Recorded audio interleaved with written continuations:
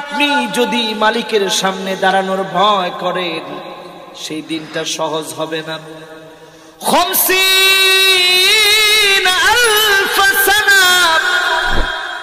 50,000 বছর দাঁড়ায় থাকা লাগবে হিসাব দেওয়ার জন্য। কত বছর? জোরে বলেন, আর জোরে। 50,000 বছর আল্লাহ দাঁড় করায় রাখবে।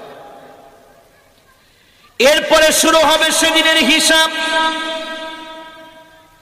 সূর্য চলে আসবে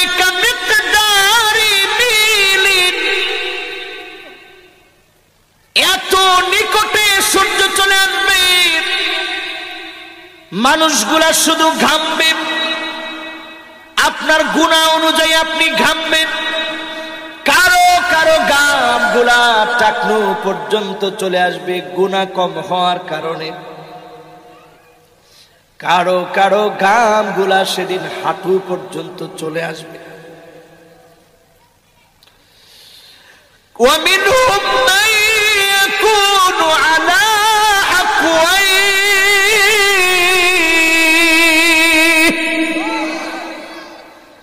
কারো কারো ঘাম গুলা সেদিন কোমর পর্যন্ত চলে আসবে।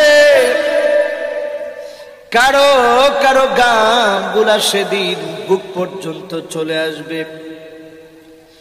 মানুষ সেদিন চিৎকার করে করে কাঁদবে। সেদিন মানুষের কান্নায় কোনো লাভ হবে না। পুরা ময়দানের ভিতরে ইয়া নাফসি ইয়া নাফসি, আমার জীবন, আমার হিসাব, আমার নিকাশ নিয়ে থাকবে।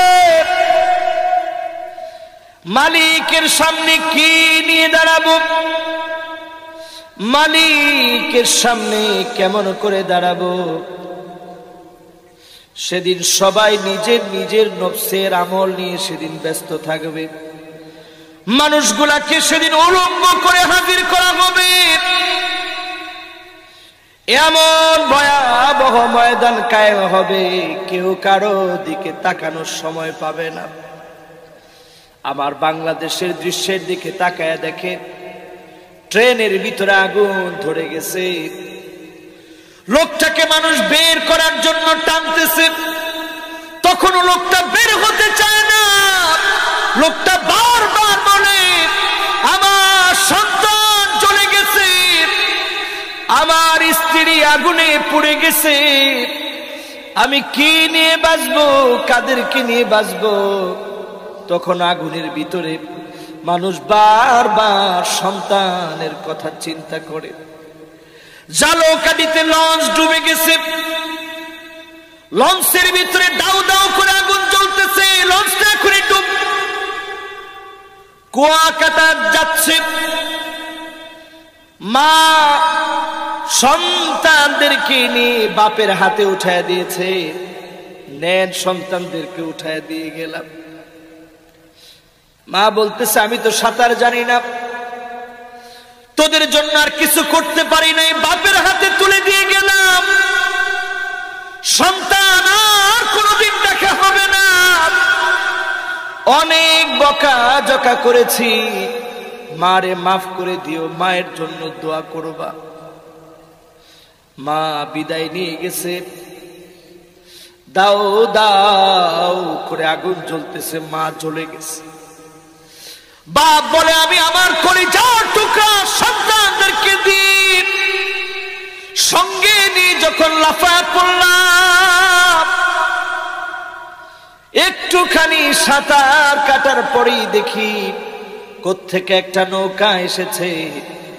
এই নদীর ভিতরেও যিনি হায়াত দিয়ে আমাদেরকে হেফাজত করেছেন তিনি কে? আল্লাহ বুঝায় দিলেন, দুনিয়ার জীবনে আগুন লাগলে মা সন্তানের কথা ভাবে, বাপ সন্তানের কথা ভাবে। সিএনজি অ্যাক্সিডেন্ট হয়েছে, মায়ের মাথার গিলু বের হয়ে গেছে, সন্তানকে মা বুকের সঙ্গে আগলে ধরে রাখছে। কিন্তু আল্লাহর আখিরাতের হিসাবটা এমন হবে, কেউ কারো দিকে একটা নজর তাকানোর মতো কোনো অবস্থা থাকবে না। এই যে আজকের মাহফিলে বয়ান করতেছি, কসম আল্লাহ, সেই দিন আপনারা একবারের জন্য আমার দিকে তাকাবেন না। সেই দিন আমিও কারো দিকে তাকানোর মতো কোনো সুযোগ থাকবে।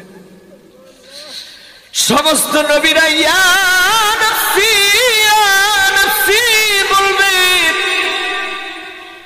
ওয়া আম্মা মান খাফা মাকাম রাব্বি ওয়া নাহা আন-নাফসা আনিল হাওয়া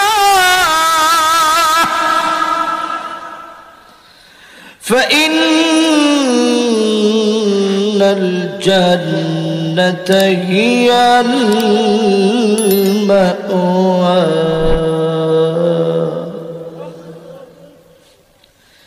সেই দিন কেউ কারো কাজে আসবে না।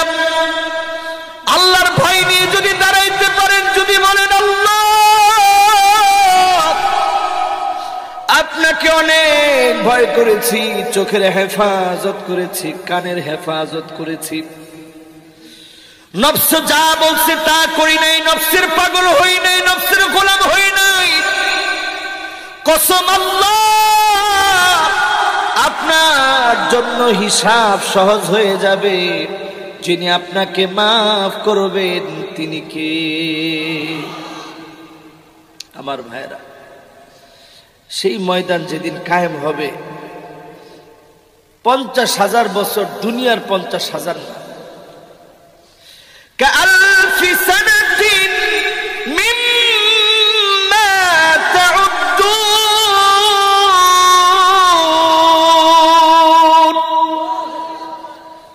দুনিয়ার 50,000 না, আখিরাতের 50,000 রে মুসলমান।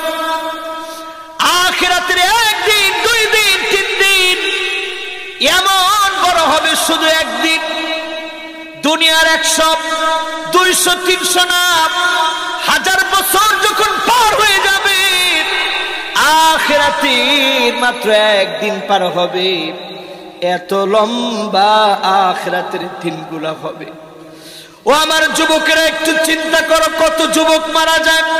ও আমার মুরব্বীরা চিন্তা করেন, ও আমার মুরব্বীরা চিন্তা করেন, কত মুরব্বী মারা যায়।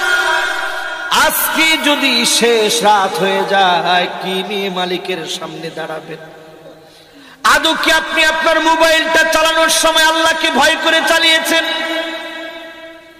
নফসের গোলাম মানুষ হয় অনেক কারণে।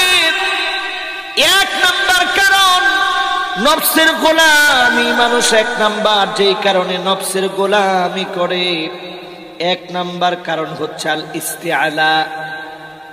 ক্ষমতার জন্য নফসের গোলামি করেন, দাপট দেখাইতে গিয়ে নফসের গোলামি করেন, মানুষের সম্পত্তি আহরণ করতে গিয়ে নফসের গোলামি করেন, এমনকি নফসের গোলামি করে মানুষকে মিথ্যা মামলা হামলা দিয়ে হয়রানি করে। ঠিক কিনা বলে? নফসের গোলামি। এই নফসের গোলামি যারা যারা করবেন, আল্লাহর কাছে বেজে যাবে, একটা কদম সামনের দিকে দেওয়া যাবে। সাহাবায়ে কেরাম কথাগুলা শুনেই কান্না শুরু করলেন। ওগো নবীজি, এত লম্বা সময় কেমন করে পার করব? 50,000 বছর। আল্লাহর নবী বললেন, ইন্নাহু লা ইউখাফফাফু আলা উম্মতি হাত্তা ইউখাফফিফা মিন সালাতিন মাকতুবাতিন ইউসাল্লিহা ফিদ দুনিয়া। দুনিয়ার জীবনে 2 রাকাত অথবা